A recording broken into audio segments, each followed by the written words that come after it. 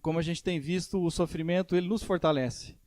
Se nós não tivéssemos sofrimento, nós seríamos muito mais frágeis, muito mais fracos. E o fato de nós experimentarmos sofrimento é o que nos faz ser fortes. E a gente pega o exemplo de uma criança que ela é reservada ou preservada de germes, preservada de isolada, né, no ambiente anormal.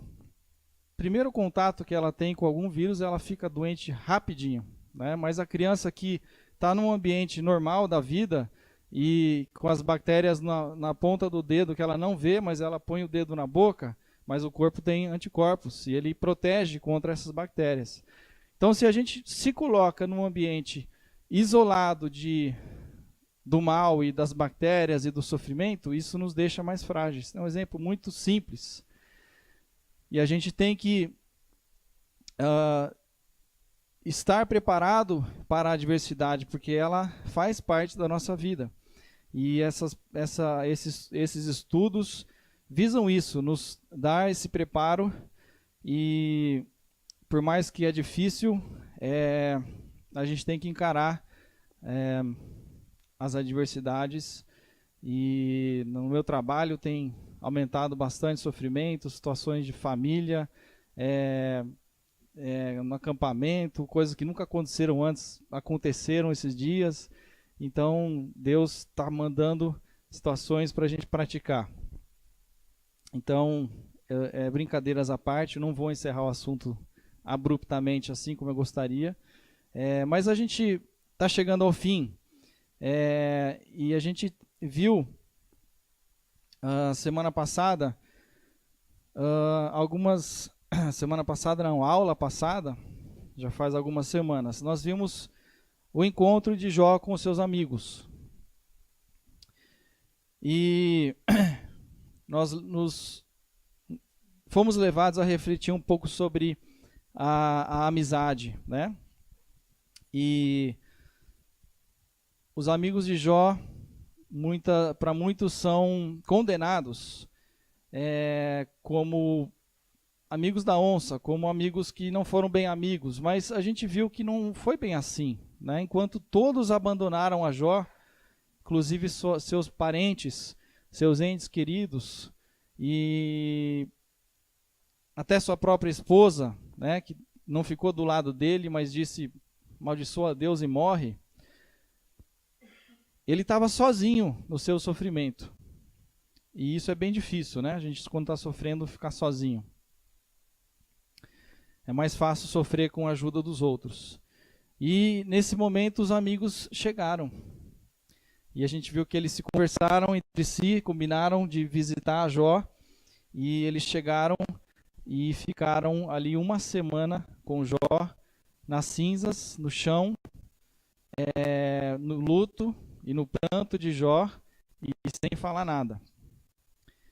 E ficaram ali aquela semana toda, foram 7 dias e 7 noites, sem dizer nenhuma palavra sequer. E acho que não conseguiram expressar nada diante daquele sofrimento, né?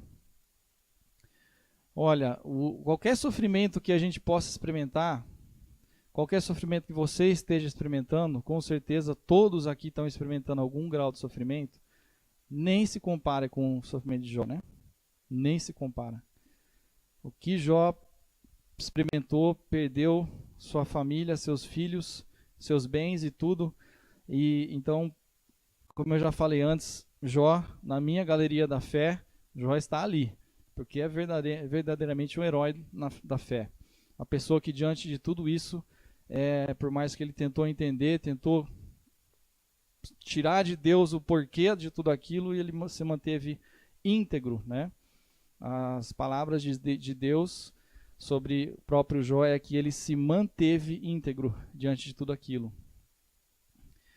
Mas nesses capítulos do 3 até o 32, a gente vê Jó conversando com seus amigos quando finalmente eles começam a falar alguma coisa.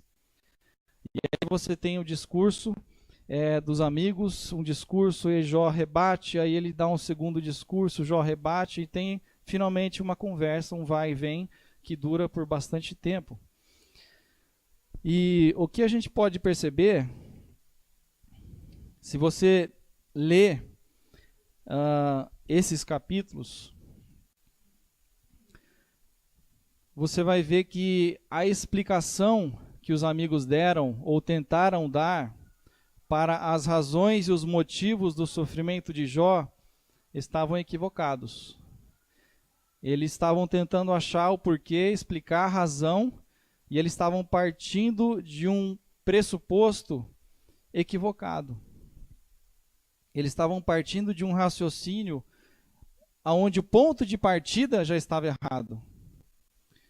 Não tem como você chegar a uma conclusão correta se o teu raciocínio desde o início está errado. E eles estavam equivocados porque o ponto de partida deles era o seguinte. A gente falou um pouquinho disso na última aula, eu vou só retomar para a gente pegar o fio da meada e dar a sequência. Assim como a mulher de Jó, os amigos estavam partindo de um ponto de partida errado. O raciocínio deles era o seguinte: se Deus é bom, e se Jó é temente a Deus, a situação de Jó não poderia estar acontecendo. E esse é o raciocínio que as pessoas comumente têm. Elas têm esse raciocínio: se Deus é bom, então por que existe maldade no mundo? Você já viu isso? As pessoas questionarem isso. Se Deus é um Deus bom, por que existe o mal? Por que Deus permitiu o mal? Por que Deus não toma controle da situação, arruma tudo, corrige tudo, elimina o mal e acabou? Ele vai fazer isso, né? Mas no tempo de Deus. E o problema é esse: o nosso tempo, o nosso relógio é diferente do relógio de Deus. E isso um dia vai de fato acontecer. No raciocínio de Jó, lembra a resposta que ele deu para sua esposa? Ele acreditava completamente na soberania de Deus. Enquanto que para os amigos e a esposa, ainda faltava essa compreensão da soberania de Deus. Para mim, o tema do livro de Jó, muitos podem dizer que é sobre sofrimento, mas para mim o tema do livro de Jó é a soberania de Deus. Para os amigos de Jó, o comportamento do homem, ele precisa estar ou ter alguma influência sobre as decisões de Deus e sobre o comportamento de Deus. E isso é verdade, isso é um fato.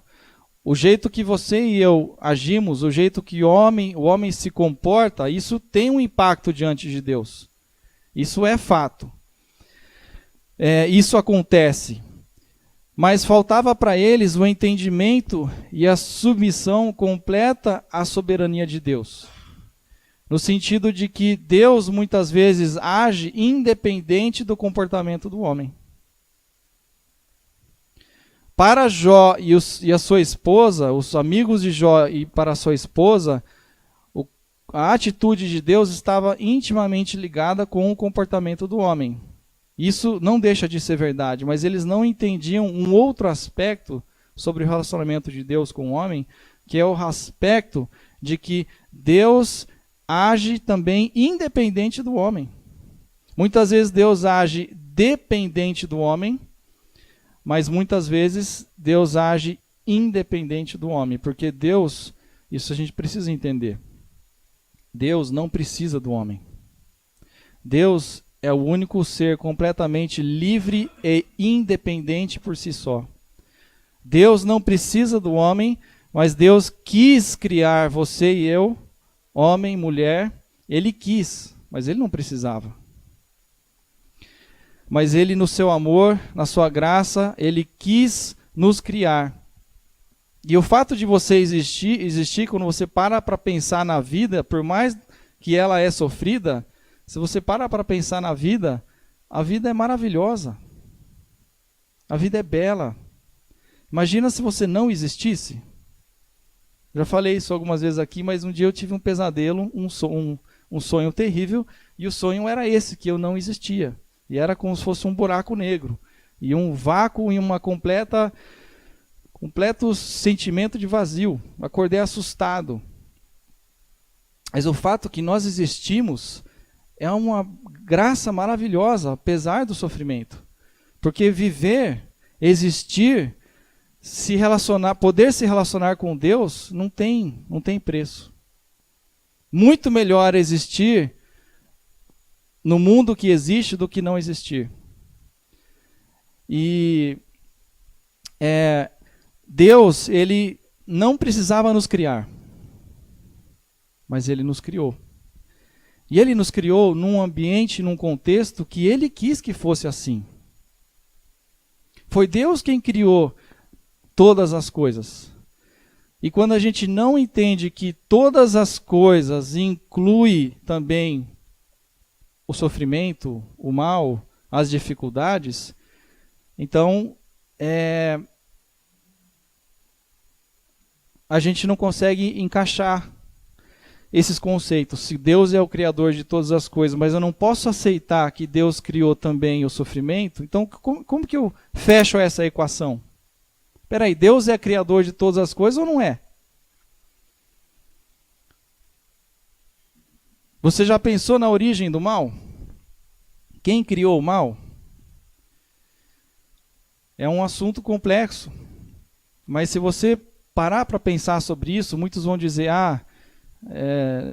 foi Satanás que criou o mal. Porque partiu do coração dele o desejo de ser igual a Deus, ou ser maior do que Deus. Né?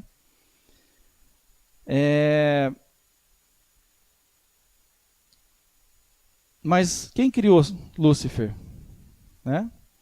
E quem criou o conceito do mal? Lembra que quando Eva foi tentada pela serpente, a serpente diz assim, olha, se você comer desse fruto, você vai ser igual a Deus, conhecedor do quê? Do bem e do mal. Então o mal já existia. E como é que você pode entender o que é o bem se não existe o mal? Como é que você pode conhecer um Deus que se diz ser santo se não existe o pecado?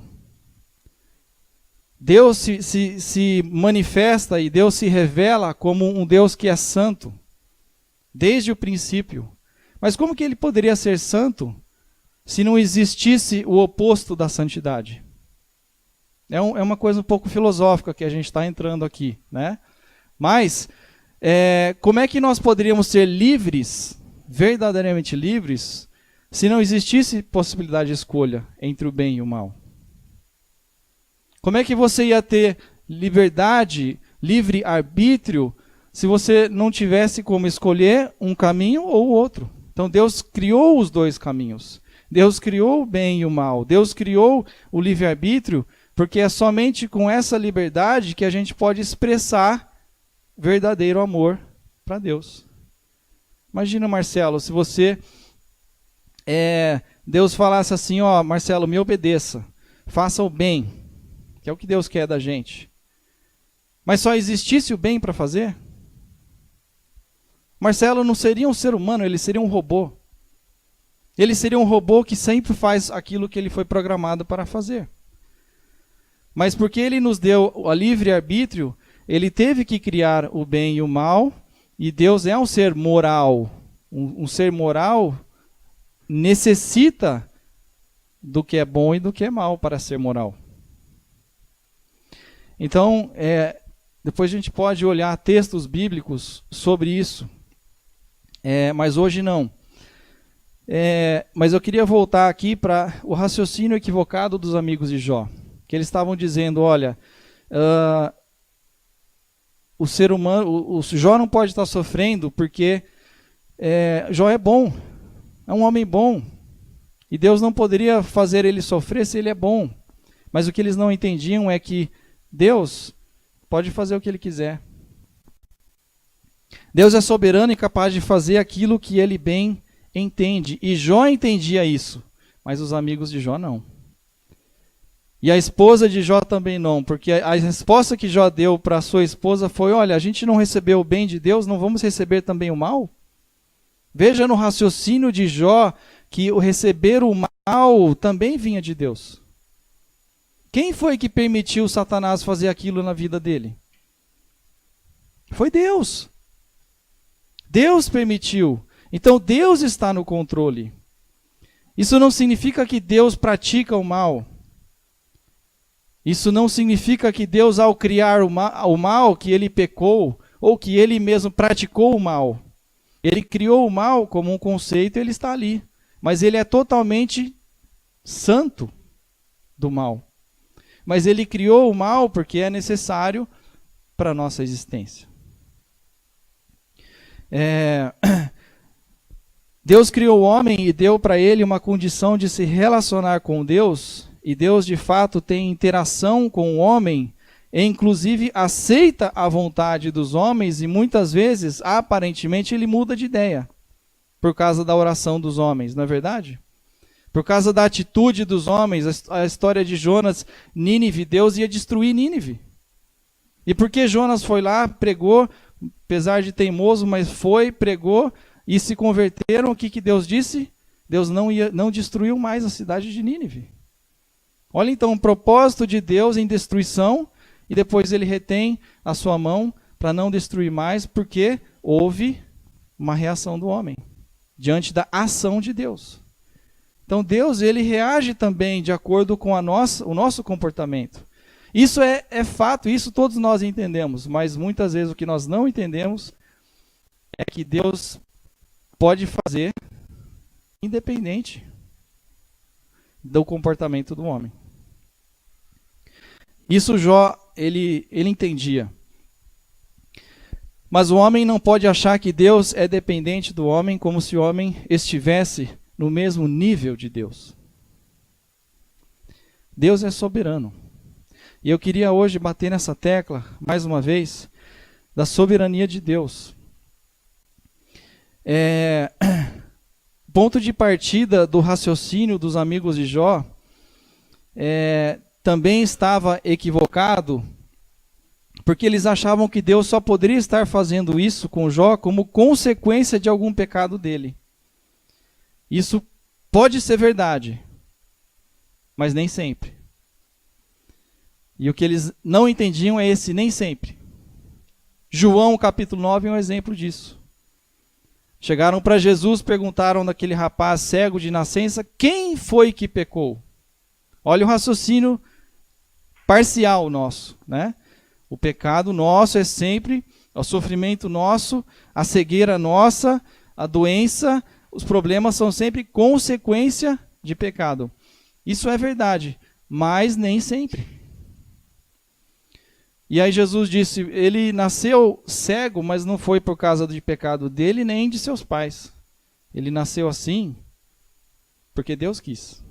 E para a glória de Deus. E aí Jesus fez aquele milagre, curou aquele homem e a glória de Deus foi manifestada. Então veja um exemplo de uma situação de sofrimento, de dor, que foi criada porque Deus queria. E não tinha nada a ver com aquele homem, com o comportamento daquele homem, ou com o comportamento dos pais daquele homem, ou dos avós ou bisavós daquele homem. E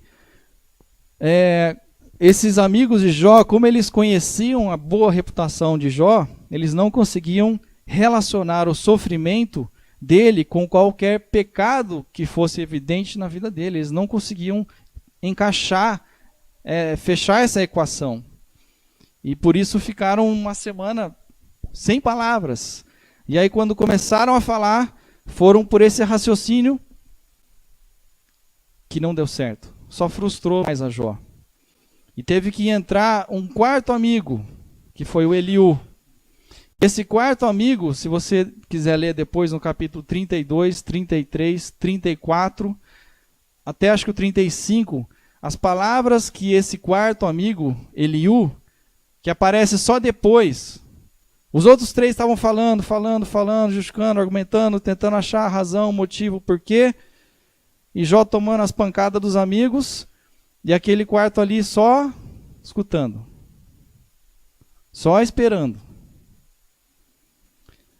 E aí você lê a história, o relato, as palavras desse quarto amigo, você vai ver a diferença de raciocínio, que é um raciocínio que vem de Deus. E você vai ver o conselho é totalmente partindo de um ponto de partida diferenciado. E eu queria que a gente olhasse um pouco, hoje, com mais detalhe, na soberania de Deus. Porque o fato é que nós, muitas vezes, estamos passando por situações que nós mesmos criamos. Por causa dos nossos erros, por causa dos nossos pecados, por causa da nossa teimosia. Isso é verdade, não tem como negar isso. E a maioria do nosso sofrimento é por causa disso. Porém, existe um outro tipo de sofrimento que é por causa da soberania de Deus e porque Deus quer que as coisas sejam do jeito que são. O mundo é o jeito que é porque Deus quis que fosse do jeito que é. Deus criou o mundo desse jeito. Quem somos nós para questionar a Deus? Por que as coisas são assim? Por que não podia ser diferente? Por que Eva teve que comer daquele fruto? Por que Adão teve que comer também? Por que o pecado teve que entrar? Por que tanto sofrimento? A soberania de Deus nos faz parar de querer encontrar o porquê. E nos faz começar a confiar em Deus. Não questionar. Não que questionar seja errado. Ok? Mas existe até um certo ponto que o seu questionamento pode ir.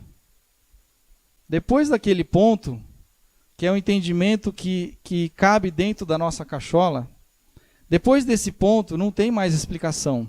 É confiar em Deus. Porque quão insondáveis são os seus caminhos, quão inescrutáveis são as coisas que pertencem a Deus. Aquilo que Deus quis revelar, que Ele revelou, e é para a gente entender, e é para a gente questionar e entender sim. Mas existe um aspecto de Deus e da vontade de Deus e do plano de Deus que só pertence a Deus. Eu queria que você olhasse alguns versículos comigo, falando sobre a soberania de Deus. Jó e sua esposa e seus amigos ficaram tentando achar a explicação para tudo que estava acontecendo. Mas esqueceram. Jó, nem tanto, ele tinha um pouco mais desse conhecimento, que Deus é absolutamente livre para fazer aquilo que ele deseja. E a soberania de Deus é isso. Deus é soberano sobre todas as coisas e ele faz aquilo que ele bem entende. Deus não precisa justificar os seus atos para você e para mim. Ele nos ama tanto que às vezes ele justifica, mas ele não precisa justificar e te explicar o porquê das coisas. Deus é o único ser absolutamente livre, por isso ele é soberano. Quem é o homem para achar que pode argumentar com Deus? E Jó, inclusive, fala isso. Quem é o homem, né, para questionar? Quem é o homem para se colocar no mesmo nível do Criador como se tivesse conversa com Deus? Quem somos nós para chegar para Deus? Deus, me explica. Quem é você? Quem sou eu para fazer isso? Isso é a soberania de Deus. Aonde estava o homem quando houve separação da terra e das águas? Aonde estava o homem quando Deus criou o firmamento da terra? Onde estava o homem quando Deus disse haja luz e houve luz? O homem nem existia. E a gente quer questionar Deus, entender o porquê das coisas? Essa resposta que Deus dá para Jó no capítulo 41, 42. O homem não estava lá porque nem sequer existia, porque o homem não passa de uma criatura feita por Deus, assim como Deus fez uma formiga. Você e eu somos criação de Deus, igual uma formiga é a criação de Deus. Claro que a gente vê por Gênesis que a nossa criação ela é muito mais especial do que a de uma formiga.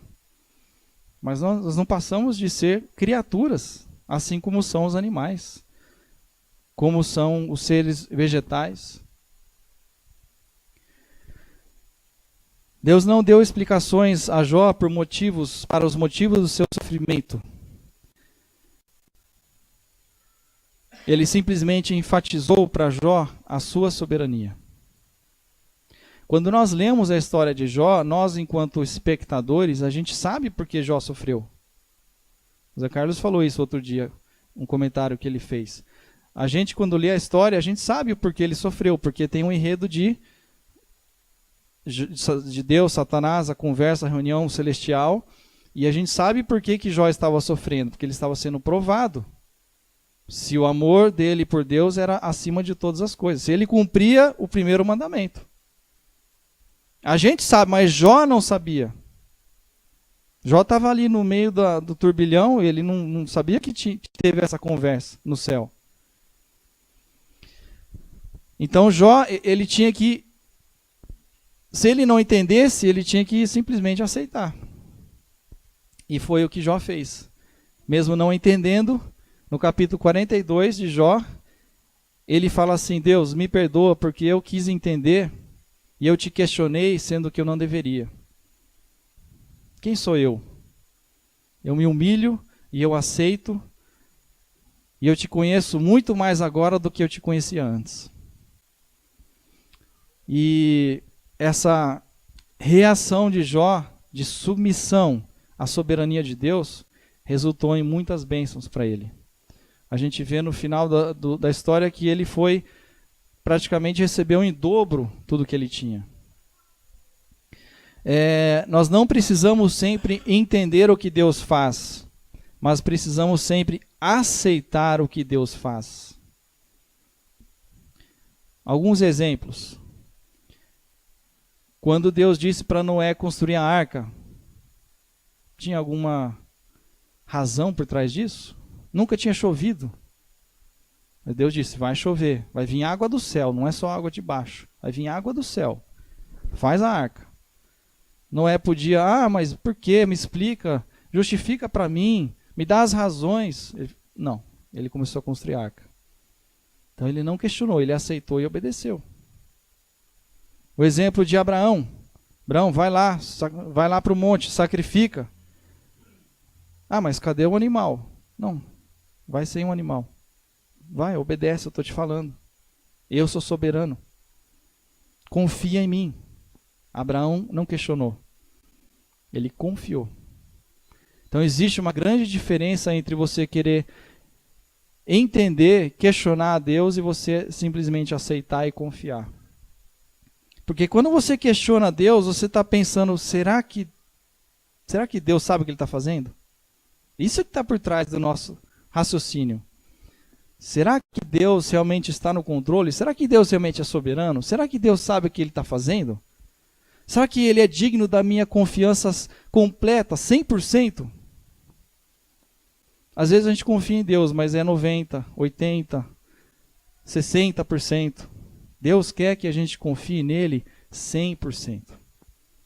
Sem segurar nenhum percentual da nossa confiança no ser de Deus. Quando nós confiamos 100%, Deus se compraz, Deus se satisfaz. A resposta para o nosso sofrimento e para o sofrimento existente em toda a humanidade está na soberania de Deus. Quando você não entende por que você está sofrendo, vai para esse lado. Deus é soberano e Ele sabe o que está acontecendo. Ele sabe o que está fazendo. Tirar o mal seria remover a capacidade de enxergar o bem. Já falamos isso no começo.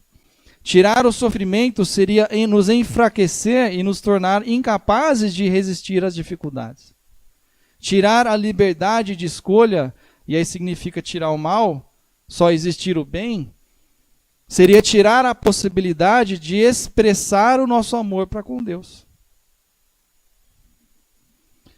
E eu queria que a gente olhasse, se você não tem certeza que Deus é 100% digno da sua confiança, queria que você olhasse em alguns textos bíblicos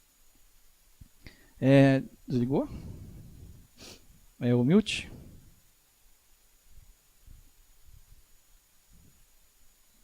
Acho que desligou. Abra sua Bíblia em Hebreus capítulo 1 e versículo 3.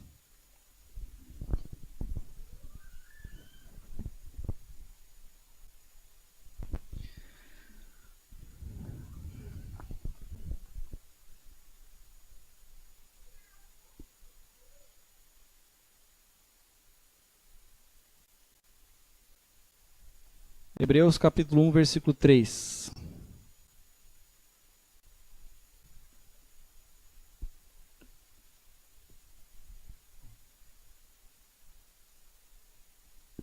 Está projetando.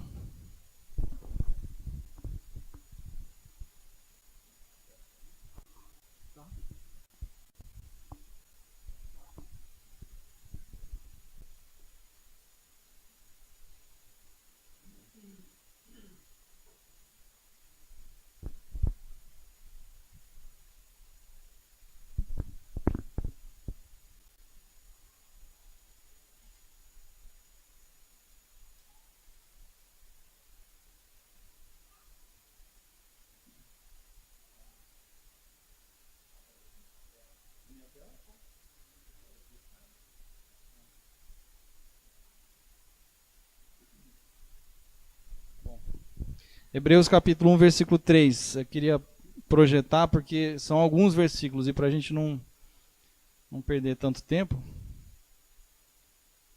a gente projeta para facilitar, né?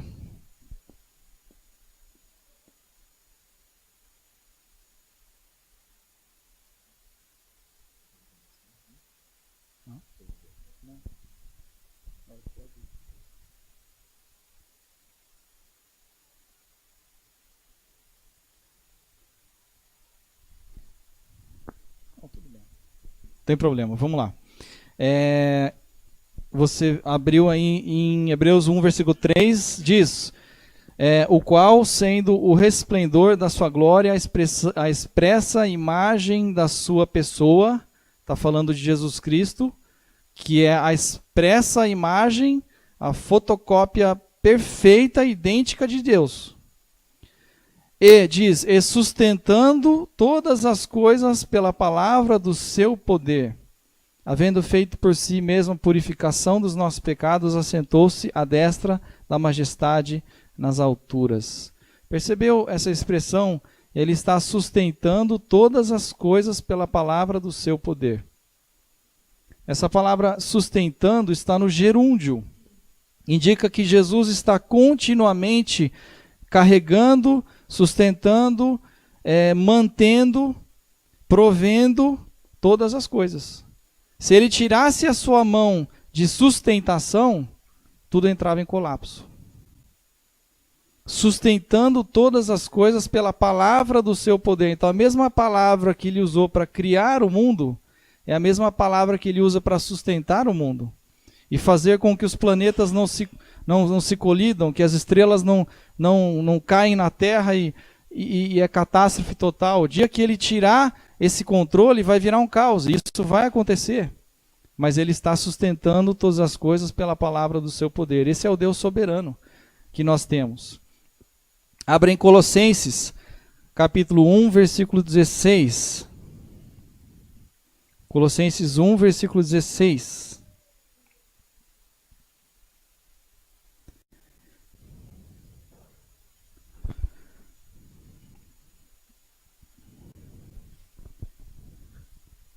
Agora apareceu. É doido mesmo. Porque nele foram criadas todas as coisas que há nos céus e na terra, visíveis e invisíveis, sejam tronos, sejam dominações, sejam principados, sejam potestades. Tudo foi criado por ele e para ele. Ele é antes de todas as coisas e todas as coisas subsistem por ele.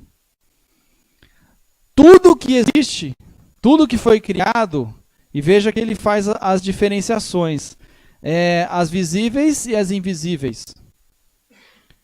ele fala de tronos, fala de domínios, fala de principados e potestades. Tudo foi criado por Deus. E diz que todas as coisas subsistem por Ele. Veja, subsistir é porque a existência está dependente dele. Então todas as coisas que existem foram por Ele criadas. Então quem criou Lúcifer foi Deus. Quem criou todas as coisas que existem foi Deus. A única coisa que Deus não criou foi Ele mesmo. Porque Ele é autoexistente, Ele é Deus. Ele sempre existiu, Ele é eterno. Por isso Ele é Deus.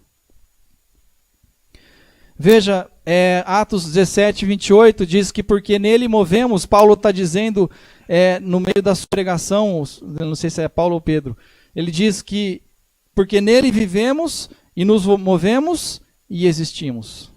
Nele. Então, a nossa existência está ligada a Ele, dependente dEle. Se Ele, de novo, tirar sua mão de sustentação, a gente não existe mais.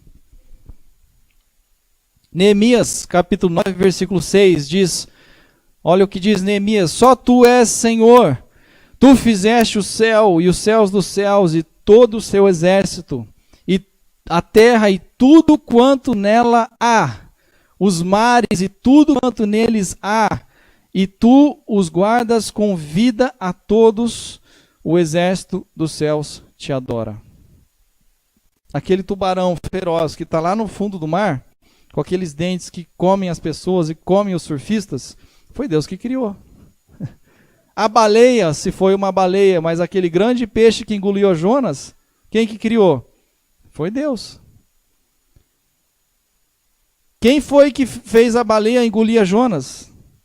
Foi Deus. Deus está no controle de todas as coisas. Nada acontece por acaso.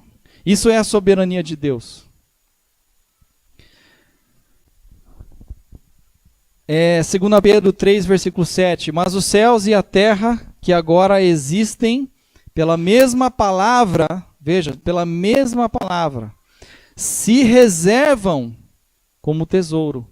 Então a mesma palavra criadora de todas as coisas, na origem, no Gênesis, pela mesma palavra que as coisas se reservam, ou se mantêm, permanecem como estão, como tesouro, para um propósito, e se guardam para o fogo, até o dia do juízo e da perdição dos homens ímpios. Então, aquele nosso desejo de perfeição, de chega de sofrimento, não ter mais maldade, esse dia vai chegar. Esse dia vai chegar conforme 2 Pedro 3 e 7 fala, até o dia do juízo. Então vai haver um momento aqui na Terra de 1000 anos onde Satanás vai estar preso. Ele não vai mais agir sobre a face dessa terra. Vai ser um momento diferenciado, muito melhor. Perfeito ainda? Não. Porque ainda vão existir seres humanos que são pecadores e que ainda vão se rebelar contra Deus, mesmo sem Satanás ficar lá cutucando eles para fazer isso.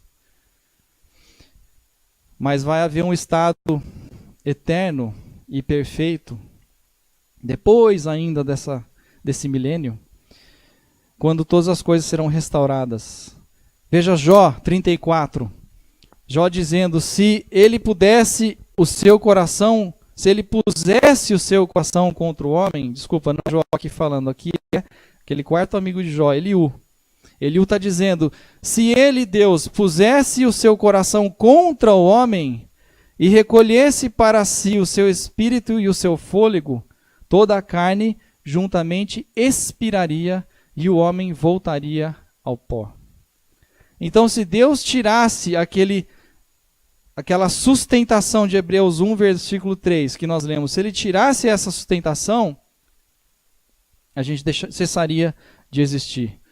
A gente expiraria e o homem voltaria a ser nada.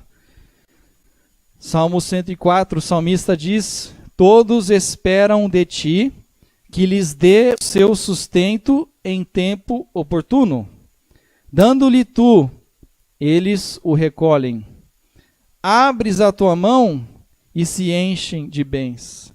Escondes o teu rosto e ficam perturbados. Se lhe tiras o fôlego, morrem e voltam para o seu pó. Nele todas as coisas subsistem. Colossenses disse. Então, tudo é dependente de Deus. Veja Efésios capítulo 1, versículo 11. Paulo diz, nele digo, em quem também fomos feitos herança, havendo sido predestinados conforme o propósito daquele que faz todas as coisas segundo o conselho da sua vontade. Veja a liberdade de Deus em fazer aquilo que ele bem entende, do jeito que ele gostaria que fosse feito. Esse é o Deus soberano que existe. É aquele que faz todas as coisas segundo o conselho da sua vontade. Esse verbo faz ou fazer é o verbo energel, que indica elaborar ou realizar todas as coisas segundo a sua própria vontade. Veja Salmo 148. Fogo e saraiva, neve e vapores, e vento tempestuoso que executa a sua palavra. Então a neve, a saraiva, o fogo, vento tempestuoso, tempestades, furacões, tsunamis, tudo o que acontece é porque executa a sua palavra. Então é porque Deus está dizendo, as coisas acontecem.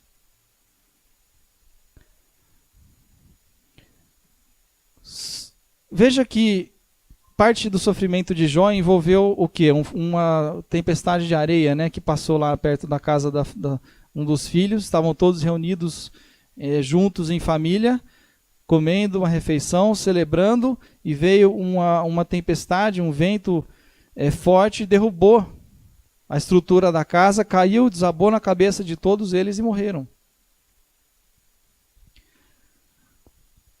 Esse vento veio do nada?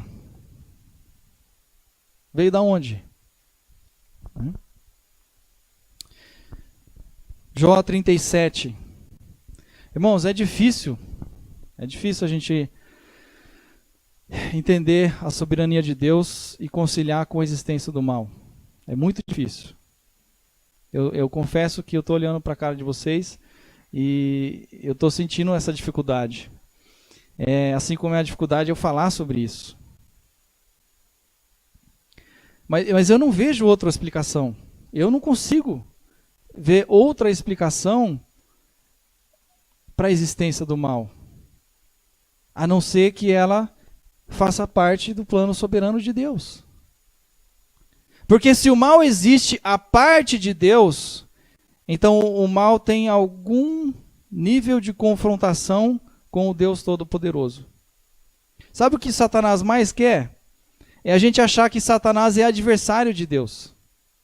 É a gente achar que Satanás está no mesmo patamar de Deus. Quando a gente coloca o diabo como o opositor de Deus, a gente está fazendo ele ser igual a Deus, que era o desejo original dele. Mas, irmão, Satanás está submisso à soberania de Deus. Satanás, ele é sujeito de Deus.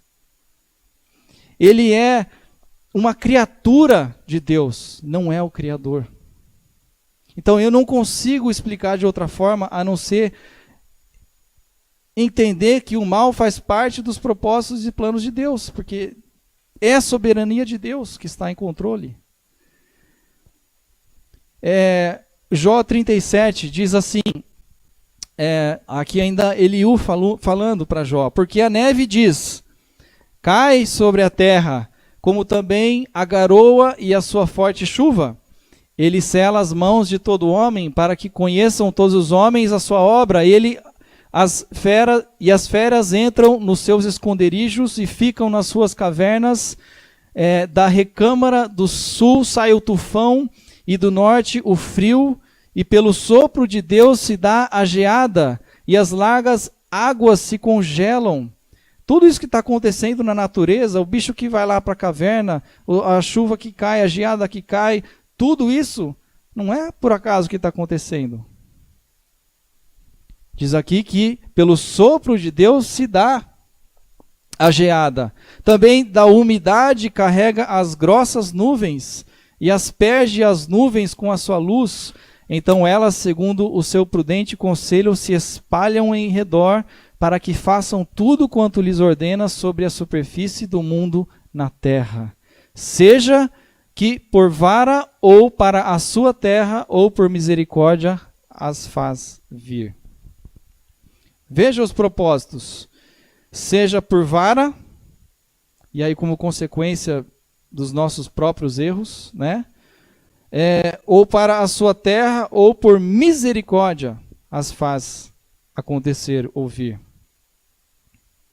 Olha o salmista 135, tudo o que o Senhor quis, fez. Quando Deus quer, Ele faz. Deus ordena, as coisas acontecem. Deus não está sujeito a nada da sua volta que coloca algum tipo de controle ou impedimento sobre o que Ele quer fazer.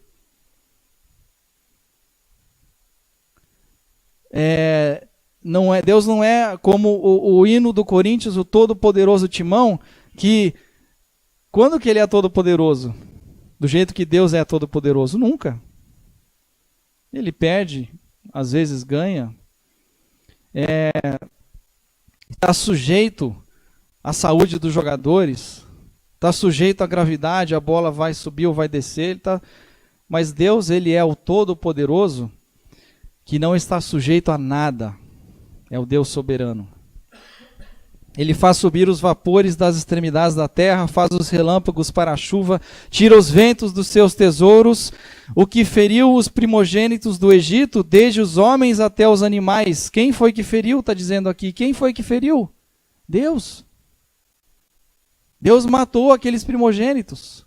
Deus matou o primogênito dos animais, de todos aqueles que não tinham sangue na porta, inclusive de judeus que desobedeceram. Deus matou o primogênito.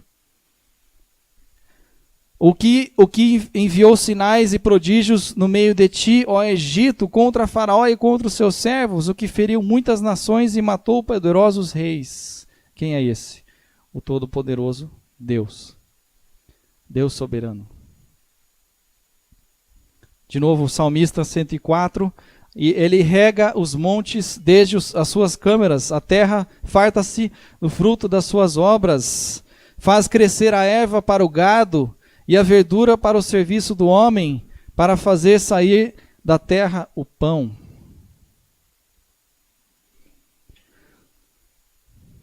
Tem muitos versículos que falam da soberania de Deus. Eu vou pular aqui porque faltam poucos minutos.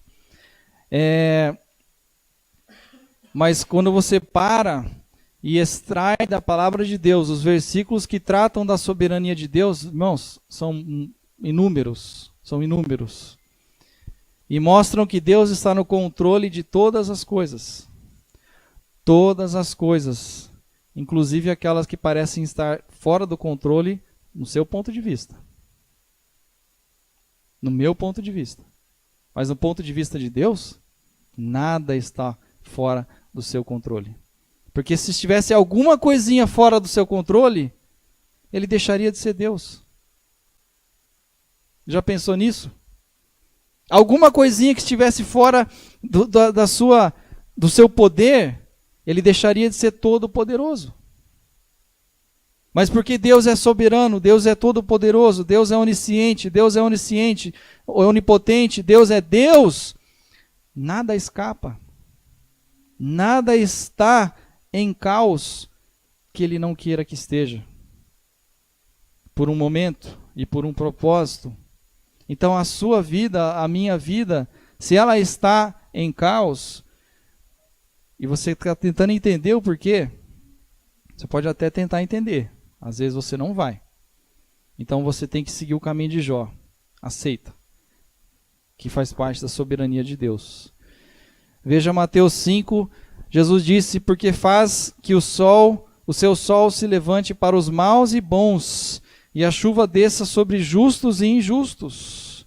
A mesma chuva que desce cai sobre os justos e os injustos. A gente pode pensar, não, a chuva deveria cair só sobre os justos. Os injustos não podem ser abençoados também, assim como os justos. Esse é o nosso raciocínio. O raciocínio de Deus não. Cai sobre todo mundo. O sol se levanta e se põe sobre todo mundo. Todo mundo está debaixo da soberania de Deus. Quer você se sujeite a ela ou não. Olhai para as aves do céu, que nem semeiam, nem cegam, nem ajuntam em celeiros. Quem é que sustenta os pássaros, as aves do céu? O vosso Pai celestial as alimenta. Não tendes vós muito mais valor do que elas? Veja, você e eu não passamos de criaturas como os pássaros. Você e eu não passamos de criaturas como as formigas. Mas olha o que Jesus disse, não tem de vós muito mais valor do que elas? Então Deus deu um valor sobre você e sobre eu, enquanto seres humanos, que Ele, quando nos criou, Ele disse que era muito bom, porque Ele nos deu a capacidade de você se relacionar com Ele. Os animais não têm essa capacidade. Os animais não têm o raciocínio que nós temos, não têm a condição de espírito que nós temos. E é um privilégio que o ser humano ignora. Você já viu, muitas vezes, o ser humano vive como um bicho. O bicho não está completamente ciente da existência de Deus. E às vezes o homem age assim também. Mateus 10 e 29, mas se vendem, olha esse versículo, mas se vendem 2 passarinheiros por um ceitil, não se vendem? Então ele está falando de comércio, né? Você não compra uma coisa por um tanto de dinheiro? Isso não é um fato? E nenhum deles cairá em terra sem a vontade do vosso Pai. Então Deus sabe todas as coisas. Quando você vai lá na loja comprar alguma coisa, Deus sabe. Quando um fio de cabelo cai da sua cabeça, Deus sabe. Quantos fios de cabelo tem na cabeça do Marcelo? Deus sabe. Isso não é difícil, né? Agora, no da Janaína já é um pouquinho mais difícil, mas Deus sabe.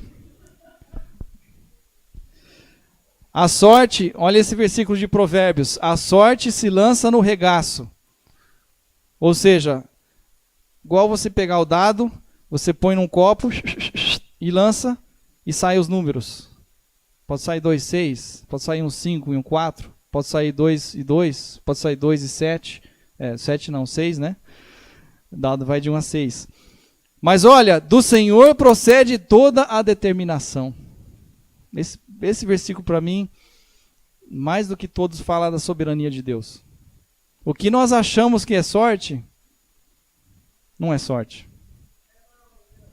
Eu não jogo na loteria, eu não brinco na loteria, eu não jogo na loteria, porque eu não acredito em sorte. O que para nós parece ser o acaso, sorte, mas do Senhor procede toda a determinação. E no meu país é uma religião, eles usam que chama turismo, acho que é turismo, assim. Eles usam esse texto, acho que não é esse, é outro texto. E eles fazem esse sorteio dentro da igreja para qualquer coisa, tá? Pega esse dadinho e faz isso e fala, Deus vai falar sim ou não.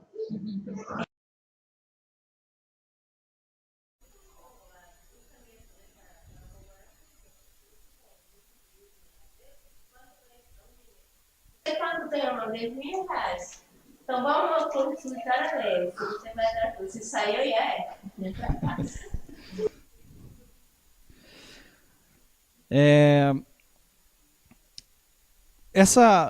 Queria terminar com 2 imagens aqui. Você está vendo o ciclo da água, né? Então, na aula de ciências, nós aprendemos que a água está em todo lugar, né? 70% do planeta Terra é água. E você tem as águas que estão debaixo da terra, você tem a água do mar, e você tem as águas que estão debaixo da terra que saem para a terra, e aí então tem a nascente de um rio, e assim por diante, a água evapora aqui e condensa, e aí cai a chuva do céu, que molha toda a terra, cai também nos rios, os rios coam, voltam para o mar, é um ciclo, né? É um ciclo que não termina. E nós achamos que é um ciclo automático, que é a natureza que está, deixa, a natureza cuida. A natureza cuida. Mas quem que está cuidando? É Deus. Ele sustenta todas as coisas pela palavra do seu poder. Se Deus desviar algum negócio aqui desse gráfico, ele desviar, é um caos total. Se Deus inclinasse um pouquinho mais a terra no sentido contrário, a gente teria um verão insuportável, um inverno frio extremo demais. A inclinação é perfeita de um sentido que nós temos as estações do ano. A terra gira em volta do sol num tempo exato e preciso e necessário para a nossa existência. Todas as coisas que estão acontecendo, elas não são por acaso, elas são por Deus. O processo de fotossíntese, mais um exemplo da ciência aqui, a gente respira o oxigênio e a nossa respiração de oxigênio depende das plantas. Olha quão pequeno nós somos. Nós dependemos das plantas e o processo de fotossíntese para ter oxigênio para respirar. Imagina se Deus mudasse alguma coisa nesse processo de fotossíntese das plantas. A gente não teria ar para respirar. E Deus está por trás desse processo de fotossíntese. Não está acontecendo automaticamente. Não está acontecendo por acaso. Para os crentes, Max Planck disse essa frase, achei muito interessante. Para os crentes, Deus está no princípio de todas as coisas. Para os cientistas, que muitos deles são ateus, está no final de toda a reflexão. O cientista que realmente estudar, ir a fundo, ir ao extremo e tirar as escamas que estão no seu olho, ele vai ver que ao final de todo o processo científico, de toda a existência de vida, no final disso está Deus. Porque Deus está no começo, Deus está no meio e Deus está no fim. Todas as coisas subsistem por causa de Deus. Eu contei uns domingos atrás, meu colega de trabalho, um projeto, a tese do mestrado da faculdade que ele fez, na área química e na área de minerais, mas ele fez um trabalho com um tutor dele que era completamente ateu. E no processo da tese dele, esse homem que era completamente ateu passou a acreditar em Deus. Porque ele começou a olhar no microscópio, olhar as coisas como elas acontecem, e ele parou para começar a olhar de fato. Muitos cientistas estão estudando, mas não estão olhando, né? Porque quando você realmente olha, você não tem como negar a existência de um Deus que é soberano, que criou todas as coisas conforme o conselho da sua vontade. As coisas não foram criadas por Deus e aí Deus abandonou. Agora se vira. Deixa o mundo se virar. Deixa a vida me levar. Deus não é o Zeca Pagodinho. Deus está no controle de todas as situações. Deus está sustentando todas as coisas pela palavra do seu poder até o fim. E ele diz ainda em Jó 12. Eu não sei se... Achei que você até coloca essa frase. Você mandou uma frase que era mais ou menos assim. Existem dois tipos de cientistas. Aqueles que estudaram pouco e aqueles que creem em Deus. Boa. Verdade. Jó 12 diz que ele multiplica as nações e as faz perecer, dispersa as nações e de novo as reconduz. O que o irmão Samuel está estudando hoje sobre escatologia, a estátua de Nabucodonosor, aqueles reinos, né? Aqueles reinos se levantaram e foram destruídos, não foi por acaso. Deus estava por trás, Deus está por trás. Existe um plano, existe um projeto, existe um propósito por trás de todos os reinos se levantando e se decaindo, se decompondo. As coisas são assim, porque Deus é soberano. Porque o reino é do Senhor e ele domina entre as nações, Salmo 22 e 28. E de um só sangue fez toda a geração dos homens, está em Atos 17, para habitar sobre toda a face da terra, determinando os tempos já dantes ordenados e os limites da sua habitação. Você está nessa igreja aqui não é por acaso. Você está nessa igreja porque Deus quer que você esteja nessa igreja para cumprir um propósito que Deus quer que você cumpra nesse contexto. Você está na sua família, não é por acaso que você tem o irmão que você tem, a irmã que você tem, os pais que você tem. Você está num contexto que Deus te colocou ali porque Ele tem um propósito. Eu creio que Deus tem um propósito para todas as coisas. Cada vez mais que eu parei para estudar isso daqui, eu creio na soberania de Deus e por mais que eu não consiga entender por que um furacão vem e devasta uma cidade e mata inúmeras famílias, eu não posso entender, mas eu posso aceitar.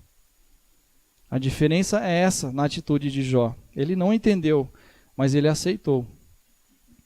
E só para terminar com Daniel, capítulo 4, o que o rei Nabucodonosor, a conclusão desse rei que ele se achava soberano, ele não acreditava nesse Deus que era soberano. E o que Deus fez com ele? Fez ele pastar. Ele virou bicho, ele pegou uma doença que literalmente a pessoa vira um bicho. Começa a crescer pele, começa a crescer pelo no seu corpo. Ele foi parar lá no meio do mato, no pasto, comendo capim. É uma doença. E ele pegou essa doença. Deus falou para ele, você não quer pensar como um ser humano? Então você vai pensar como um bicho. Você vai virar um bicho. E ele foi, pastor, saiu de um rei todo-poderoso para virar um bicho lá no mato, lá no capim. E depois desse processo, olha a conclusão que ele teve. Mas ao fim daqueles dias, eu, Nabucodonosor, levantei os meus olhos ao céu, tornei-me a vir o entendimento, ou seja, ele voltou à sanidade, e eu bendisse o Altíssimo e louvei e glorifiquei ao que vive para sempre, cujo domínio é um domínio sempiterno e cujo reino é de geração em geração, e todos os moradores da terra são reputados em nada, e segundo a sua vontade ele opera com o exército do céu e os moradores da terra. Não há quem possa estorvar a sua mão e que lhe diga, que fazes? Não há ninguém que possa chegar diante de Deus na altura que Deus está, confrontar e dizer, Deus, por que você está fazendo isso?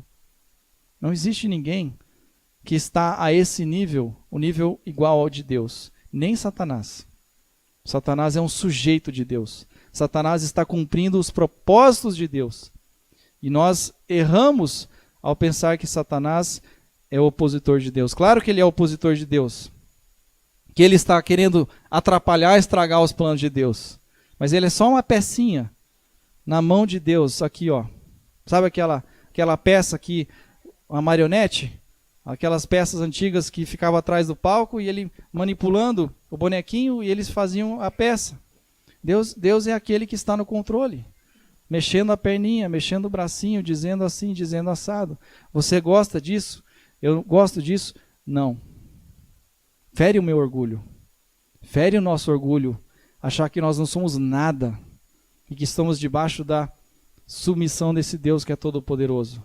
Mas Deus é assim. Eu tenho um sobrinho, acho que Samuel, ele se considera ateu. E ele falou um dia assim, ele sempre implica para nós, né? Falando assim, por que esse Deus que você serve, ele mandou matar animalmente, mandou estuprar, mandou fazer isso aqui? E sua mãe sempre tampava, me passava, não, filho, esse Deus não, esse Deus é do pensamento, agora Deus é bom, a maior parte do banheiro pregava Deus bonzinho, né? Deus te ama, Deus não vai fazer nada, todo bonzinho. Então ele entendeu dessa forma. Então ele se rebelou contra Deus, ele é orgulhoso, não queria saber nada de Deus, mas porém ele fala tão mal, ele é ateu, né? Eu falei mais como você falou, Deus soberano de tudo. Se você não obedecer, Deus vai eliminar você também. Deus vai castigar o mundo com fogo, ele permite tudo que está acontecendo é permissão de Deus. Agora, eu aprendi por quê? Porque Deus me chamou, então agora que eu obedeci. Agora, você com teu orgulho, você não quer abrir o teu sonho. Você é orgulhoso. Então, fica assim, né? Mas esse Deus que você fala tão mal, é esse Deus que sente, porque eu não sou nada delante dele. Então, assim foi.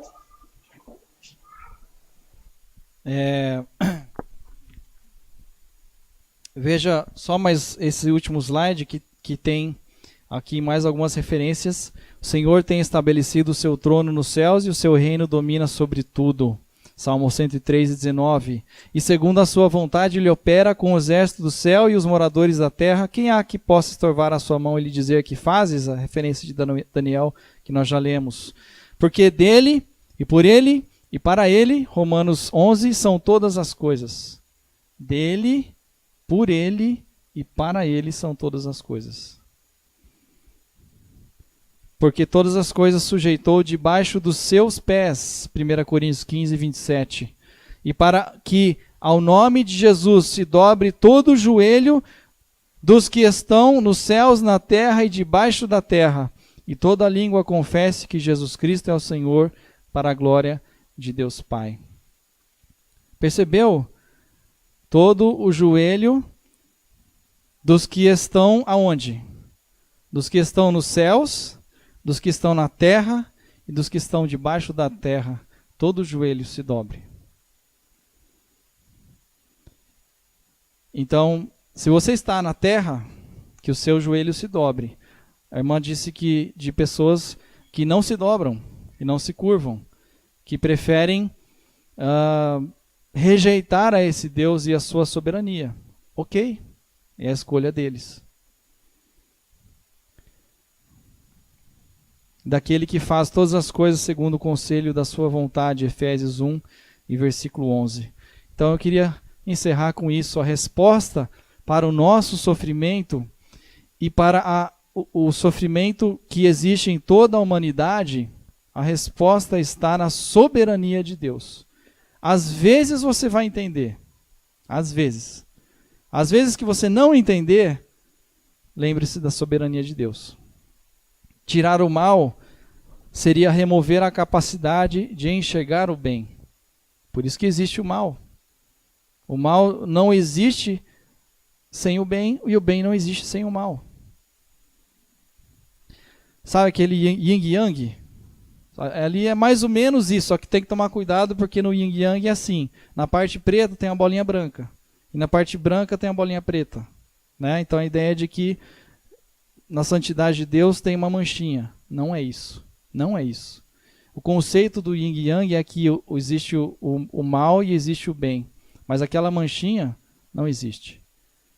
Deus criou o mal, mas ele está completamente separado do mal. Mas ele criou o mal porque ele tem um propósito nisso. Que faz parte da soberania de Deus, do plano perfeito de Deus. Tirar o sofrimento seria nos enfraquecer e nos tornar incapazes de resistir às dificuldades. E tirar a liberdade de escolha. E para você ter liberdade de escolha tem que ter moralidade. Tem que ter o bem e tem que ter o mal. Então se você tirar a liberdade de escolha, você tem que tirar o conceito de bem e mal. Seria tirar a possibilidade da expressão de amor. Porque a expressão de amor não é amor se você não está fazendo isso pela sua vontade, mas você está fazendo porque você é um robô. E você é obrigado a fazer aquele caminho que só tem aquele caminho. Irmãos, não significa que nós não temos liberdade. Porque Deus é soberano, Ele está no controle de tudo. Isso é Fato, ponto final. Mas ao mesmo tempo que a soberania de Deus existe, a tua liberdade existe. Ele te deu o livre-arbítrio para escolher aceitar esse Deus soberano ou rejeitar. Só que a nossa liberdade não é igual à liberdade de Deus. A nossa liberdade está condicionada à soberania de Deus. Então eu creio, eu não rejeito o livre-arbítrio do homem. Eu aceito, é um conceito que existe. Mas o conceito da soberania de Deus também existe. E o que é maior? Para mim a soberania é maior, porque Deus é maior. Então a nossa liberdade, ela está sempre condicionada à soberania de Deus. Então nós temos liberdade para fazer, sim, escolher, sim, fazer isso, fazer aquilo, ir para cá e para lá. Porém, por trás de tudo, por trás dos bastidores, existe um Deus que é soberano e está no controle de todas as coisas. Eu não gosto disso, você não gosta, porque fere nosso orgulho, fere a nossa liberdade. Então o que eu estou dizendo aqui é que nós temos liberdade, mas ela não é completa. Ela não é completa. Somente Deus tem liberdade completa. Então, obrigado pela paciência. A aula não foi fácil, a aula foi bastante pesada, até um pouco filosófica, né? Mas tudo isso está no livro de Jó. Tudo isso faz parte da gente pensar em Deus, né? E eu espero que você possa, mesmo quando não entender o porquê do sofrimento, mas que você possa aceitar e descansar na soberania de Deus. Vamos orar? Zé Carlos, você ora para a gente?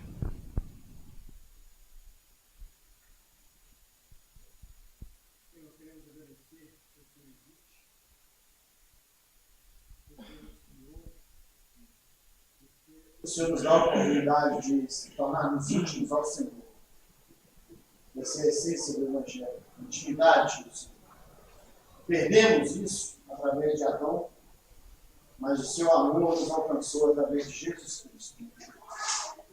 Abençoa a tua palavra no nosso coração, que possamos crer na verdade, crer na tua palavra. O Senhor não nos deixou órfãos, o Senhor não nos deixou ao léu, muito pelo contrário. O Senhor se revelou a nós, se revela continuamente, que possamos realmente nos apropriar dessa verdade, e viver na esperança de um dia estarmos para sempre com o Senhor. Abençoa, Senhor, a vida do Giovanni, nos seus estudos, na incumbência que o Senhor tem dado para ele de passar isso para a gente, em que ele possa ser sábio nisso, que o Espírito Santo do Senhor, com certeza, que faz com que ele possa atingir essa capacidade de interpretar e passar para a igreja aqui nessa localidade. Abençoa, pedimos as tuas bênçãos pelo restante do dia, pela nossa reunião à noite. Que o Senhor esteja conosco. É o que nós pedimos, agradecidos no nome precioso do Senhor Jesus. Amém.